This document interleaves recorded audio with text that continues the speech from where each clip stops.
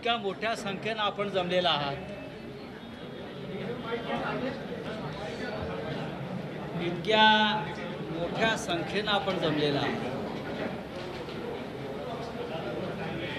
बहुतेक हा खूप मोठा राष्ट्रीय विषय झालेला आहे. कालपासून आपण सगळे, खास करून मीडिया, एक प्रश्न विचारताय, काय ईडीच्या नोटीसचं काय झालं? आपण नेहमी मला घरी येऊन भेटता, सामना कार्यालयात येऊन भेटता, शिवसेना भवनात येऊन भेटता आणि मी आपल्याशी बोलत असतो अनेक विषयावर. आमच्यासाठी ईडी हा काही महत्त्वाचा विषय नाही आहे. CBI असेल, ईडी असेल, इन्कम टॅक्स असेल, कधी काळी या तिन्ही संस्थांना या देशामध्ये प्रतिष्ठा प्राप्त झाली. एखाद्या गुन्ह्यासंदर्भात CBI, ईडी किंवा आयकर विभागानं कारवाई करायचं म्हटलं की खरोखर त्याच्यामध्ये काहीतरी गांभीर्य आहे असं लोकांना वाटत होतं. पण गेल्या काही वर्षापासून ईडीची नोटीस येणं, ईडीनं कारवाई करणं म्हणजे एखाद्या राजकीय पक्षानं आपली भडास काढणं हे आता लोकांनी गृहीत धरले. सत्तेतल्या राजकीय पक्षाला, केंद्रातल्या, जेव्हा राजकीय विरोधकांना राजकीयदृष्ट्या संपवता येत नाही, तेव्हा अलीकडच्या काळामध्ये हे असे ईडी सारखे, CBI सारखे, इन्कम टॅक्स सारखे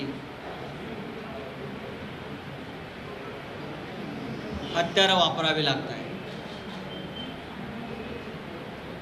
गेल्या वर्षभरामध्ये मी पाहतो आहे, ज्येष्ठ नेते शरद पवार असतील, त्यानंतर मी प्रफुल्ल पटेलांचं नाव मगाशी पाहिलं, एकनाथ खडसेंना नोटीस आलेली आहे, माझ्या नावाचा आपण गजर करताय कालपासून, माझ्या बाजूला प्रताप सरनाईक बसलेले आहेत. त्यांना सातत्यानं हे जे प्रमुख लोक आहेत, जे या सरकार बनवण्याच्या प्रक्रियेमध्ये सहभागी झालेले आहेत, महाराष्ट्रात भाजपला रोखण्याच्या प्रक्रियेमध्ये, तर त्यांना ह्या ना त्या कारणानं राजकीयदृष्ट्या जेव्हा त्रास देता येत नाही, दबावाला ते बळी पडत नाही, तेव्हा हे असे कागदाचे तुकडे पाठवले जातात. हे फ्रस्ट्रेशन आहे, याला वैफल्य म्हणतात. हतबलत आहे. राजकारणामध्ये समोरासमोरून लढायची ईर्ष्या असायला पाहिजे. जर आपण छत्रपती शिवाजी महाराजांची भूमी असं म्हणतो तर समोर येऊन लढा. घरातल्या मुलांवर, घरातल्या महिलांवर, कुटुंबावर हल्ले करण्याला नामर्दानगी म्हणतात. अशी नामर्दानगी जर कोणी करत असेल तर आत्ताच माझं माननीय मुख्यमंत्र्यांशी, म्हणजे आमचे शिवसेना पक्षप्रमुख यांच्याशी चर्चा झाली येतात,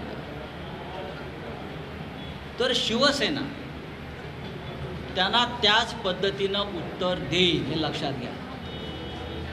कोणत्याही थराला जाऊन आम्ही घाबरत नाही आणि घाबरण्याचं कारण नाही. कालच मी या महाराष्ट्राचे विरोधी पक्षनेते देवेंद्र फडणवीस यांचा एक ऐतिहासिक विधान ऐकलं. ते असं म्हणाले, जर काही कोणी चुकीचं केलं नसेल तर घाबरायचं कसं? मग नोटीस येत नाही. हे नोटीस म्हणजे काय ब्रह्मवाक्य आहे का? आणि मी परत सांगतो, आमच्यापैकी कोणी काही चुकीचं केलं नाही. नोटीस येऊ द्या किंवा आणखीन काही येऊ द्या, आम्ही घाबरत नाही. तुम्हाला घाबरावं लागेल भविष्यात. संजय राऊत यांच्या पत्नीला नोटीस आली आहे की नाही हा प्रश्न आपण मला आता विचारणार आहात, कारण आपण त्यासाठी जमलेला आहात. गेल्या 1.5 महिन्यापासून हे जे तुमचं ईडी आहे ते आमच्याकडे पत्रव्यवहार करताय. त्यांना काही माहिती हवी होती, काही कागदपत्र हवी होती आणि ती कागदपत्र आम्ही त्यांना वेळोवेळी पुरवलेली आहेत. पण यापैकी कुठल्याही त्यांच्या पत्रात त्यांनी असं आम्हाला कळवलं नाही, जे तुम्ही सांगताय का भाजपवाले जे बोलतायत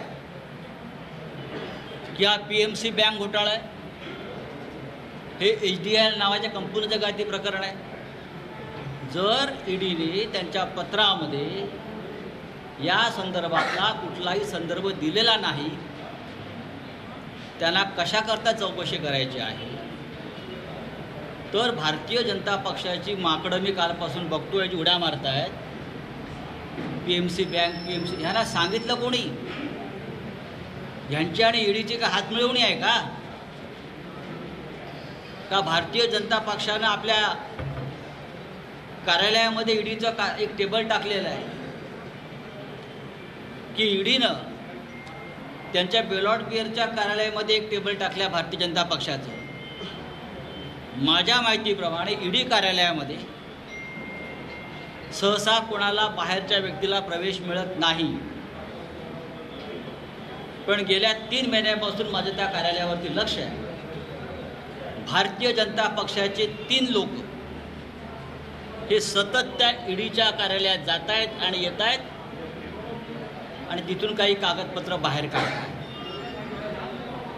या संदर्भात माझ्याकडे पुरावे आहेत, पुराव्याशिवाय बोलत नाही. तसं नसतं तर आज भारतीय जनता पक्षाचे जे लोक आहेत जे बोलत आहेत त्यांच्याकडे ही माहिती आलीच नसते.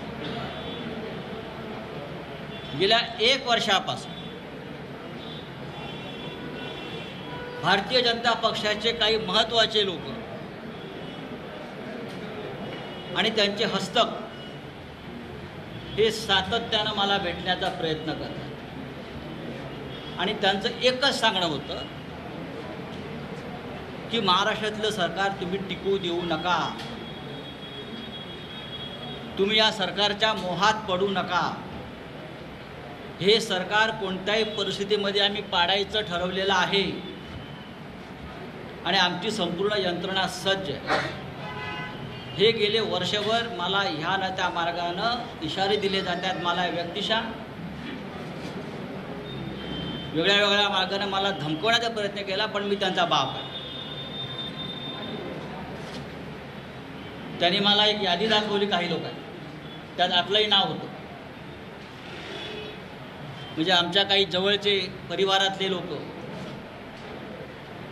ठाकरे परिवाराच्या आसपासचे काही प्रमुख लोक,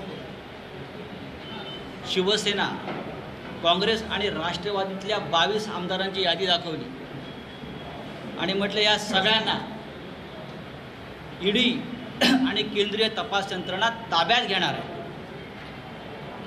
आणि त्यांच्यावर दबाव आणून त्यांचे राजीनामे घेतले जातील आणि हे सरकार पाडलं जाईल आणि त्यासाठी ईडीची भूमिका महत्त्वाची आहे आणि प्रताप सरनाईक हे त्याचं टोकन आहे म्हटलं मला. आणि या सगळ्या गोष्टी जेव्हा अपयशी ठरलेल्या आहेत, हे सरकार पडणार नाही, कारण त्यांची डेडलाईन नोव्हेंबरची होती सरकार पाडण्याची. हे सरकार पडणार नाही. मग या सरकारचे खंदे समर्थक आणि प्रवर्तक कोण आहे, त्यांना आणि त्यांच्या कुटुंबियांना त्रास द्यायचा. जर हे करणार असाल तुम्ही खुशाल करा. ईडीने करावं, CBIने करावं, इन्कम टॅक्सने करावं किंवा बाहेर अजून कोणी त्यांना दहशतवादी गँग वापरायच्या असतील तर त्या वापराव्यात आमच्या विरोधामध्ये, आम्ही हटणार नाही. या सरकारचा बालही बाका होणार नाही.